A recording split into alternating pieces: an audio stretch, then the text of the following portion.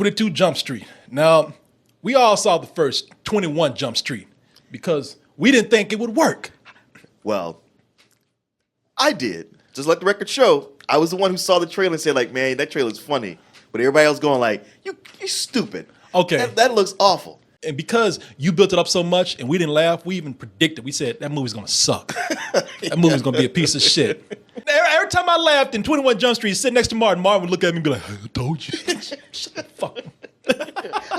And now the boys are back. Yeah, they with are. a trailer that I thought, like, I don't know about this. Yeah. It could be a cash grab. They told you at the end of the last movie, we're sending you to college. And they're doing the same fucking thing. And the movie knows it. The movie tells you that. At the beginning of the movie, what's his name? Ice Cube? No, not Ice Cube. What's the dude from Community? You know what I'm talking about? The guy from Community with the mustache. You watch Community. You know the guy I I'm watch talking all the time. Corey, he's not from Community. He's from Parks and Rec. Hey, you know what, Martin? I should get a cookie for that. Man, you know what, Martin? That was a test right there. Man, you know your parks and recreation, Martin. You just won a cookie right here. Good for you. I'm proud of you, man. I'm so proud of you. Good, Martin. Now that we got that out the way. Yeah, Nick Offerman. Yeah, he even looks, I mean, he's looking at the audience pretty much and saying, Like, it's a sequel. We do have the no same story. shit. We're going to do the same shit that we did in the last movie. And that's what y'all want. To stop another drug running rampant with the students. Their relationship gets gayer. That's the only thing that advanced in this movie Right. was their fucking homosexual relationship. That's not homosexual, it's homoerotic. No, it is homosexual, man. It is straight up homosexual. And I don't have a problem with it. All I'm saying is, if they make a 23 Jump Street, they're fucking each other. That's the only place they can go. I mean, you know what I'm saying, man. I do. But this movie gets by on cheating. You know what? If we admit to what we're doing, then it's all right if we don't have any real originality here. And Stephen King always said you could get away with that, which I think is bullshit. What allows this movie to get away with doing shit like that is that it is so funny all the time. Yeah. Every minute. Phil Lord and Chris Miller, those guys, they are experts. They are 4 for 4 right now. At doing self-aware humor. Yeah. I mean, and the thing that I love about these guys is that they can go, they go from one extreme to the other. They can make a sweet children's film, like the Lego Movie, or Cloudy with a Chance of Meatballs, and they can come from that children's sense of humor to making dick jokes. It's fine. It's almost preferable for somebody to do crass humor if they're smart about it. They know that they have nothing, so they can just be as loose and goofy and free with that humor. They can let these people improvise. There's tons of callbacks. Callbacks to the last movie, callbacks to the TV series, callbacks to what just happened in the early parts of the movie. You know, we're going to pull jokes and make fun of the TV show. We're going to make fun of the last film. We're going to make fun of future films to come. Right. You know what? We're making fun of ourselves before we even have another movie. Exactly. You know? We set ourselves up for 20 more sequels right here because we know we are full of shit. And by the way, you're going to come see our shit. Right. These two guys right here, Jonah Hill and Channing Tatum, I hear a lot of comparisons. They're saying, like, these guys are in the tradition of some of the greatest comedy teams out there. They really are. And they really are, man. See, they're just stupid. You know, that's the thing about it. Just if you're going to be, they do something that Adam Sandler could never do in his movies. Yeah. They're able to look like they are sincerely having fun. Adam Sandler goes off and does movies for himself and for a vacation. Right. And it's like everybody's having fun because they're riding on Adam Sandler's dime. Oh, these guys, they're able to look like not only they having natural fun with each other, and that don't sound like the gayest thing right there, but they also seem like they want to entertain people. You know, it's not all about them. You know, I hate that shit when people sit up there and clown around and getting paid millions of dollars to do it. I fuck around all the time. I'm broke. You know? Shit. But now, I still don't think that Channing Tatum is one of the strongest actors out there. But when he can play goofy. Well, think about 5 years ago when we would talk about him being like on that Keanu Reeves list. Like, man, this guy can't act. Why they even sticking him in stuff? Now he's like one of these guys like, oh, he's in a movie? Yeah, I'll check it out. Well, I think he works best when Channing Tatum is just putting everything down and just being stupid. You know what I mean? Yeah. I'm not saying he's even a stupid guy. No. But he fits stupid real well. But it's almost like he embraced, like, I know what everybody thinks of me. By the way, I like the way I just called him stupid and I said real well.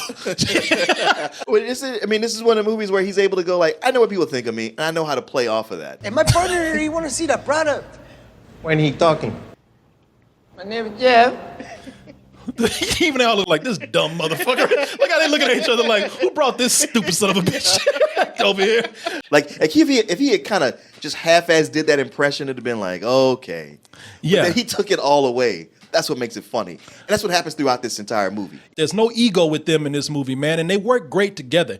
These guys, I look forward to. It's funny, okay, that girl in that scene, the one who's beating Jonah Hill's ass. Yeah. So I guess she's playing a college student here, because I kept looking at her, I was like, I've seen her in something before. And she was on one of the last seasons of Eastbound and Down. Oh. Where she was playing like a middle-aged housewife. She keeps making fun of Jonah Hill, saying, last time you had sex, did you put your hip out? Yeah. Don't put your liver spots on me. It's the world's oldest freshman. And meanwhile, I'm looking at her the whole time. I'm like, ain't you 45 years old? The movie is not without its flaws. It does that thing again of taking the chubby guy and making him get the hottest girl on campus. Yeah, but you know that was to set something up. I know it was to set something up, and I'm okay. That actress, I'd never seen her before. Her name is Amber Stevens. Yeah, I don't have Amber anything to put. If you watch this post edited, you'll see her. And sometimes she looks like a real sexy girl version of Michael Jackson. I kept noticing that about her, but still, like the sexy the girl part overwhelmed the Michael Jackson part. Okay, bro, I didn't see that. Okay, go back and look at it again. You'll see. Hey, man, that didn't make her any less hot. You got an MJ fetish. You know, I don't know what's going on with you. I just noticed. Look, I can understand big man getting girls. Jonah Hill in this movie ain't got no fucking game. He got nothing. I see why women get mad at this shit. Had no fucking game in the movie at all and fucking the hottest girl. I hate that shit. That shit makes me mad. I would have bought him and Channing Tatum fucking each other. That would have been more realistic than him fucking this hot-ass girl, man.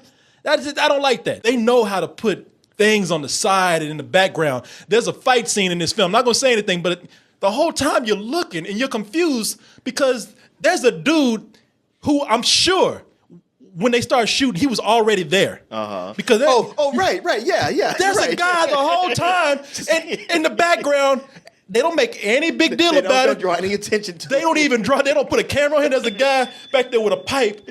Fuck. Wow, man. You know, yeah, I didn't even notice in the back. And if somebody pointed him out to me, I was like, oh shit. There are times in certain scenes where I felt like, you know what, that would have been funnier if you had just cut right at this bit of dialogue or this joke.